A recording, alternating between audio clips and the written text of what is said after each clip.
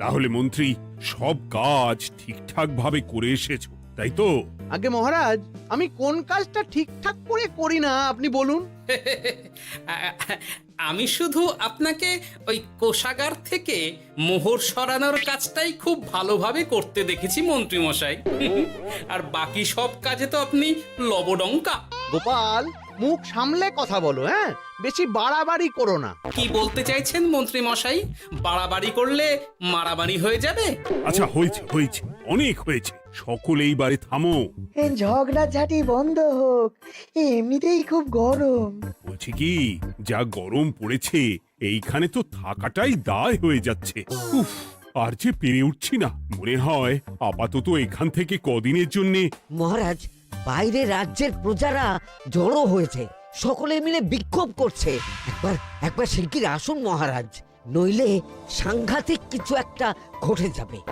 কি হলো? আবারও কোনো সমস্যা হলো নাকি?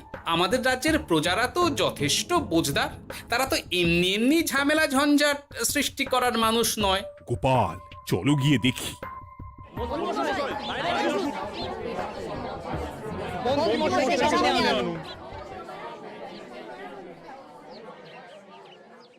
কি ব্যাপার, তোমাদের কি সমস্যা হয়েছে?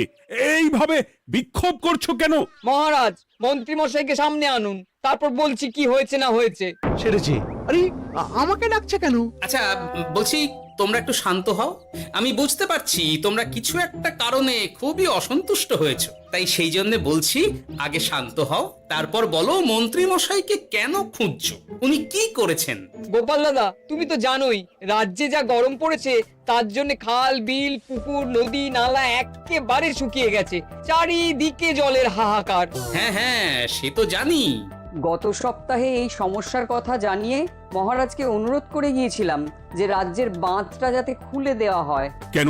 আমি তো তোমাদের কথা রেখেছি। আমি তো দুদিন আগেই মন্ত্রীকে পর্যাপ্ত পরিমাণে মোহর দিয়ে বাঁধ খোলার কাজে পাঠিয়েছিলাম। কেন, উনি কি বাঁধ খোলেননি?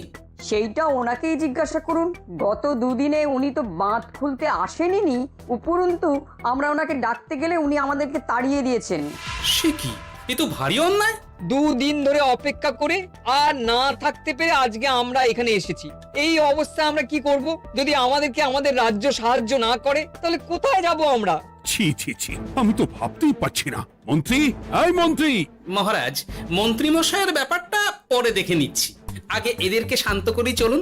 মনে রাখবেন, প্রজারা একবার বিপক্ষে চলে গেলে কিন্তু খুব মুশকিল হয়ে যাবে। শোনো সকলে, তোমরা আজকের দিনটা একটু কষ্ট করো। আমি কথা দিচ্ছি, কাল সকাল হলেই বাঁধ খোলার ব্যবস্থা করব, ঠিক আছে? ঠিক কথা বলেছো তো গোপাল দাদা। দাদা বলে যখন ডাকো, তখন দেখো এই দাদা তার ভাইদের কিছুতেই নিরাশ করবে না। শুধু আজকের দিনটা একটু চেয়ে নিচ্ছি, ব্যাস।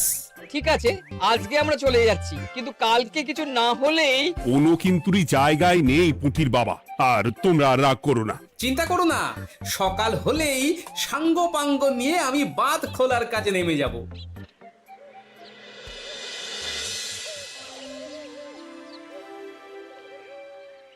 ছি ছি মন্ত্রী, তুমি এইভাবে আমায় মিথ্যে বললে। ভাবতেই পারছি না কি দরকার ছিল আমায় মিথ্যে আশ্বাস দিয়ে প্রজাদের সামনে নাক কান কাটার। মুখে কুলুপ কেন? উত্তর দাও। না, মানে আমার শরীরটা ঠিক ভালো ছিল না, তাই বাড়ি থেকে বেরোতে পারিনি। বলছি কি, শরীর খারাপ থাকলে রাজসভায় খবর দিতে পারতেন, আমরা কেউ দায়িত্বটা পালন করতাম, কি আছে? সমস্ত মোহরগুলো একস্থ করে ঘাপটি মারলেন ঘরে। ছি ছি, জানাই আপনাকে ধিক্কার। সকলে মিলে করো প্রতিবাদের চিৎকার। মন্ত্রী মশাই, ছি ছি ছি ছি ছি ছি।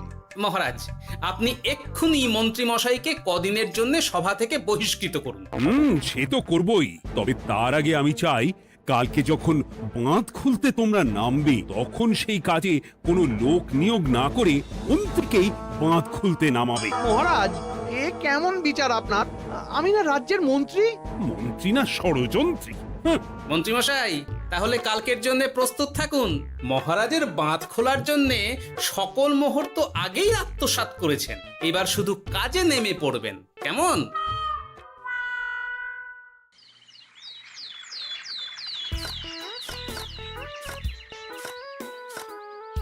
ওহ গোপাল, এইবারে ছেড়ে দাও, আর পাচ্ছি না। এত সহজে হাল ছাড়লে হবে বলুন? এই কে আছো? ওই শাবল কোদালগুলো দাও, আমি এদিকটায় খুঁচিয়ে দিই। সভাকবি, বিজ্ঞানী, এসো এসো এসো, হাত লাগাও। সবে মিলে করি কাজ, বাঁধ খোলা হবে আজ।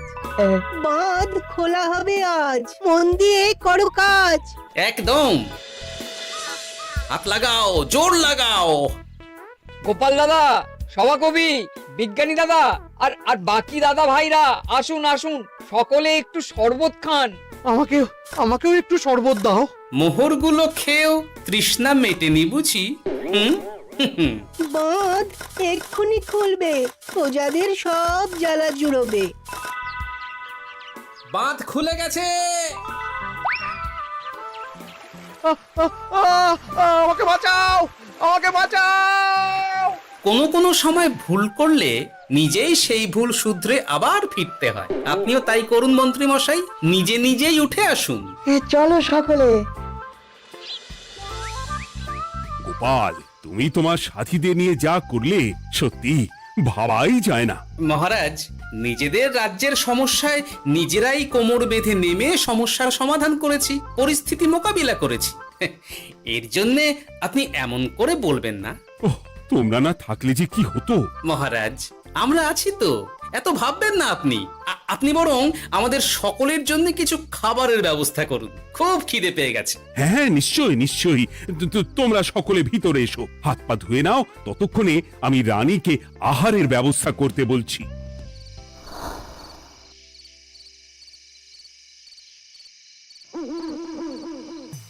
ওমা গো, ওমা বাঁচাও, কি শরীর খারাপটাই না লাগছে গো।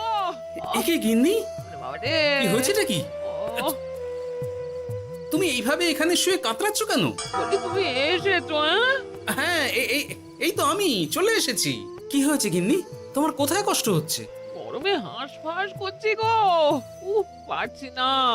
রান্না করতে গিয়ে খুব বাজে অবস্থা হয়ে গেছে গো, এই থেকে এইখানে পড়ে পড়ে গড়াচ্ছি। ওহ, ঠিক আছে, আজ আর রান্না করতে হবে না গিন্নি, আমি রাজবাড়ি থেকে খেয়ে এসেছি। বাহ, নিজে খেয়ে এসেছো বলে আর রান্না করতে হবে না বলে দিলে, হ্যাঁ? এদিকে রাত্রে আমি খাবো কি সে খেয়াল আছে? হ্যাঁ হ্যাঁ, খেয়াল আছে, খেয়াল আছে। যাও, আমার জন্য রান্না চাপাও আর একটু জল দাও। দেখো, এত গরম পড়ে কৃষ্ণনগরের অবস্থা শোচনীয় হয়ে গেছে। বয়স্ক লোকেরা কোনো কাজই করতে পারছে না। সত্যি তো, এই গরমে রান্না করাটা খুবই কঠিন গিন্নি। কি বললে? আমি বয়স্ক লোক? আমার বয়স হয়ে গেছে, তাহলে নিজে কি? হ্যাঁ, এই না না গিন্নি, আমি তোমায় কিছু বলিনি। আমি গোটা কৃষ্ণনগরের সাধারণ বয়স্কাদের উদ্দেশ্যেই কথাটা বললাম। তোমার তো বয়স হয়েছে বলে মনেই হয় না গিন্নি। ও তাই বলো?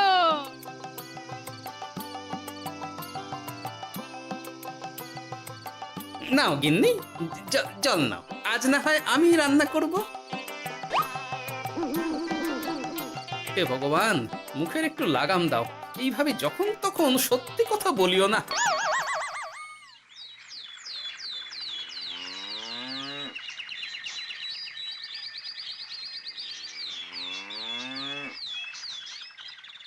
গোপাল দাদা, ও গোপাল দাদা, একবারটি বাইরে এসো, মহারাজ জরুরি তলব করেছেন।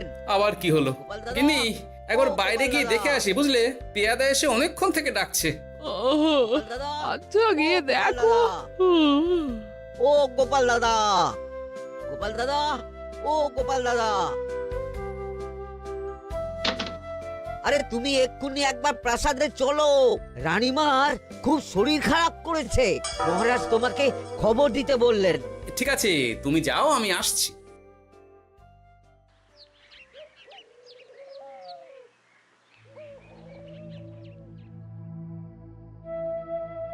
গোপাল, কি হবে বলো তো? রানী তো দুমদাম করে ব্যারামে পড়ে না। মহারাজ, ভয় পাবেন না, আমরা আছি তো। বৈদ্যকে পরীক্ষা করতে দিন, দেখি সে কি বলে। মহারাজ, অতিরিক্ত গরমের জন্য শরীরটা খারাপ হয়েছে। আসলে উনি এই তীব্র দাবদাহ নিতে পারেননি। তবে চিন্তা করবেন না মহারাজ, আমি বাড়ি গিয়ে এক ধরনের বিশেষ পথ্য পাঠিয়ে দিচ্ছি। রানীমা খেলেই সুস্থ হয়ে উঠবেন। মহারাজ, নিজের কানেই তো শুনলেন রানীমার তেমন গুরুতর কিছু হয়নি, চিন্তা করবেন না। বৈদ্যর ওষুধে উনি সেরে উঠবেন। যাওয়ার আগে একটা কথা বলে যাই, গরমের এই দাবদাহ কিন্তু আরো ভয়ঙ্কর হবে, তাই সকলে খুব সাবধানে থাকবেন। শরীর যাতে ঠান্ডা থাকে এমন হালকা পাতলা খাবার খাবেন। আসি, রাজসভায় দেখা হবে। মহারাজ, বৈদ্যমশাই কিন্তু এটা ঠিক বলেছেন, গরম আরো বাড়বে, তাই দুজনেই খুব সাবধানে থাকবেন, কেমন? গতকাল তো আমার গিন্নিও গরমের চোটে কুপকাত হয়ে গেছিল, শেষমেশ আমাকে বাড়ি গিয়ে রান্না করতে হলো আর কি। ও বাবা, তাই নাকি? তাহলে তো খুবই চিন্তার ব্যাপার। আচ্ছা মহারাজ, আমি তাহলে এখন আসি, আবার রাজসভায় দেখা হবে।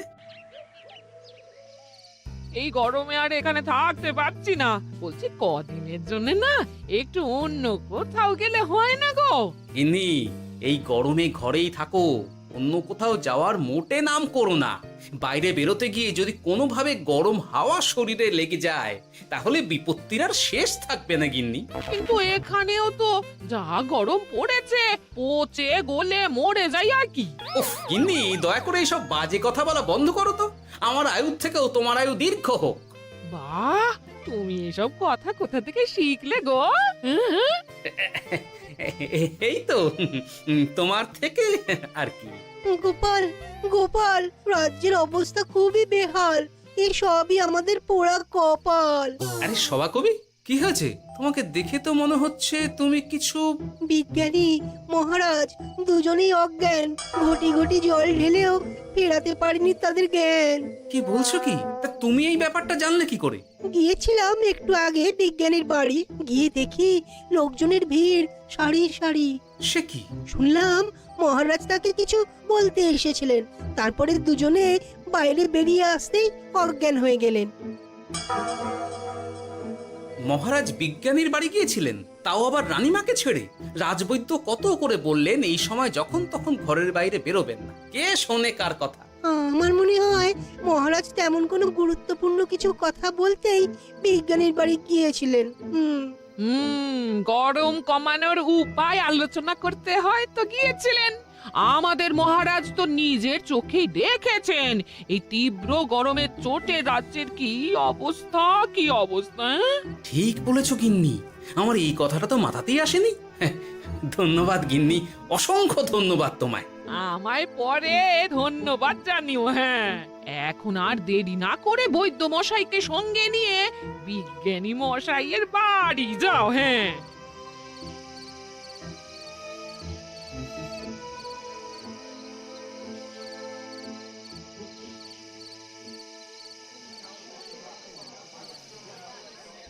কি বুঝছেন বৈদ্যমশাই?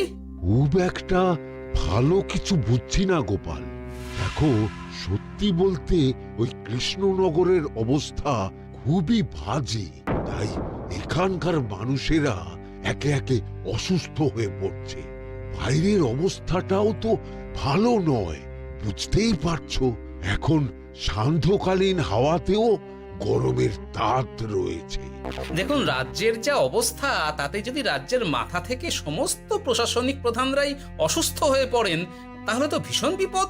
সে তো বটেই, এই জন্যেই আমি বলি কি, মহারাজ সহ সকল সভাসদেরা এই রাজ্য ছেড়ে কদিনের জন্য পাহাড়ি কোনো এক জায়গায় গিয়ে থাকুন, পরিবার নিয়েই যান।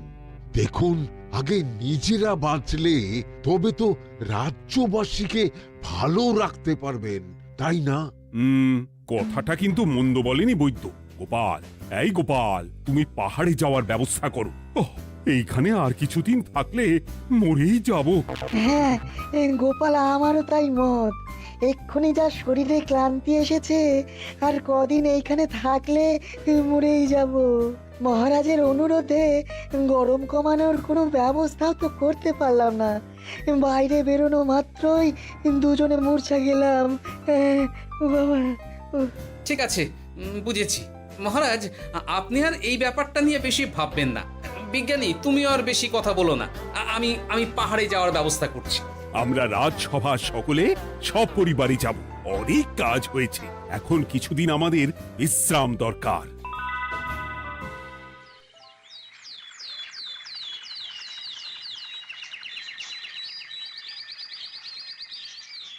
এ কি গোপাল, মন্ত্রীকেও তুমি আমাদের সঙ্গে নিয়ে যাচ্ছ?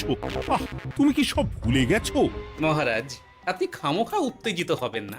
আপনার শরীরটা কিন্তু ভালো নেই। আর মহারাজ, আপনার রাজ্যে বাস করে আপনার থেকেই শিখেছি বিপদের দিনে পরম শত্রুকেও দূরে ঠেলতে নেই। গোপাল এটা ঠিক কথাই বলেছে। যতই হোক, উনি তো আমাদের মন্ত্রী, তাই এই বিপদের দিনে ওনাকে ফেলে যায় কি করে বলুন তো? সত্যি গোপাল, তোমার তুলনা নেই। ঠং, সবই নাম কেনার চেষ্টা। গোপাল, চলো এইবারে রওনা দিই। বলছি, খাবার দাবার আর জলের কলসিগুলো উঠেছো তো? হ্যাঁ, খাবারের পাত্রগুলো আপনার জিম্মায় থাকবে, আর জলের কলসিগুলো আমি সামলাবো।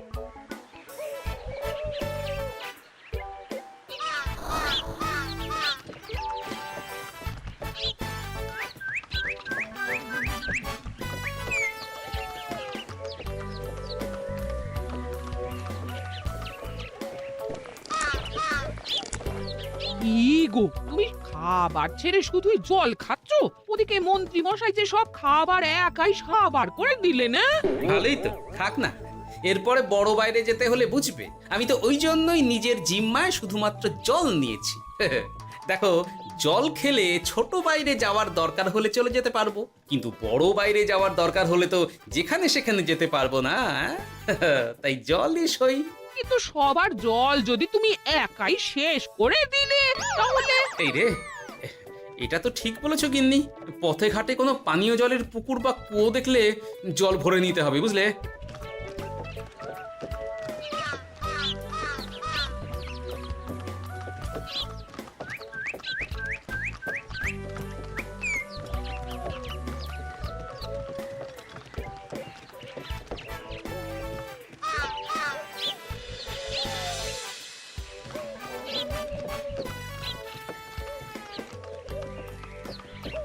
সকলে আসুন, দেখুন দেখুন, মহারাজ আমার মূর্ছা গিয়েছেন।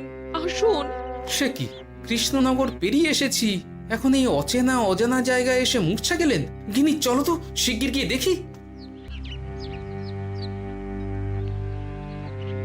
কেউ ঘাবড়াবেন না, মহারাজের শরীরটা আসলে খুব দুর্বল ছিল তো, তাই মূর্ছা গিয়েছেন। তবে চিন্তার কিছু নেই, আমি এক ধরনের পথ্য দিচ্ছি, এটা খেলেই উনি আবার সুস্থ হয়ে যাবেন। ঠিক আছে বৈদ্য মশাই, আপনি তাহলে যত তাড়াতাড়ি সম্ভব পথ্যটা তৈরি করুন। হ্যাঁ, আমার এই পথ্যটা তৈরি করার জন্যে একটু জলের প্রয়োজন। একটু জলের ব্যবস্থা করুন তো। এ মা, বলি গাড়িতে যে এক ফোঁটাও জল নেই গো, কি হবে? এই গোপাল, তুমি একাই সব জল খেয়ে বসে আছো? হ্যাঁ গোপাল, এখন এসব বাদ দাও, চলো একটু জলের ব্যবস্থা করি। হ্যাঁ, খানাখন্দ, খাল, বিল, নদী, সমুদ্র, যেখান থেকে পারো জল নিয়ে এসো। জল ছাড়া এই পথ্য বানানো অসম্ভব। গোপাল, এ কি করা যায় বলো? দাঁড়াও, আমি একটু ছোট বাইরে থেকে ঘুরে আসছি। হ্যাঁ, খুব জোরে বেগ আসছে, ত্যাগ না করতে পারলে বুদ্ধি খুলবে না।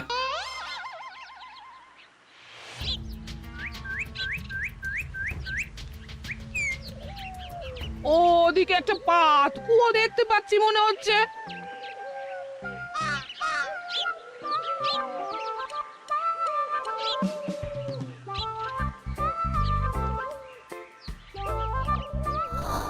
জল কোথা থেকে পাবো? তবে কি জলের অভাবে আজকে মহারাজ সুস্থ হতে পারবেন না? রানীমা, ব্যাকুল হবেন না, আমি আছি তো। আমি থাকতে কিচ্ছু অঘটন ঘটবে না। সকলে শুনুন, বিশেষত মহিলাদের বলছি, আপনারা সকলে নিজেদের কাছে যত শাড়ি আছে সেই প্রত্যেকটা শাড়ি আমাকে দিন। আমি শাড়ি জুড়ে জুড়ে লম্বা রশ্মি বানাবো, তারপর সেই রশ্মিতে বালতি ঝুলিয়ে জল তুলব। দয়া করে কেউ দেরি করবেন না।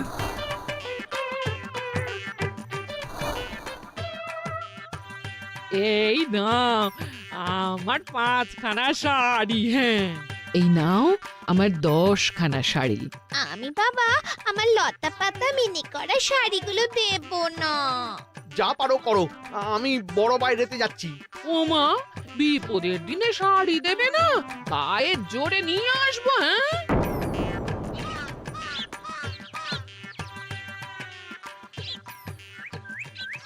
এ বাবা, এখনো কিছুটা কাপড় লাগবে তো। যা গভীর পাতকুয়া, সবার সব শাড়ি তো কাজে লাগিয়ে দিয়েছি, এখন কি হবে? আরে ওই তো কার একটা ঝোপের কাছে ধুতি পড়ে রয়েছে, যাই ওইটাই নিয়ে নি। এই গোপাল গোপাল, আরে করো কি ওটা তো আমার ধুতি। আরে আরে আমি এই ঝোপে বড় বাইরের জন্য এসেছি। আরে মন্ত্রী মশাই, বড় বাইরে করার সময় অযথা অন্যদিকে মন দেবেন না, তাহলে পেট সাফা হবে না।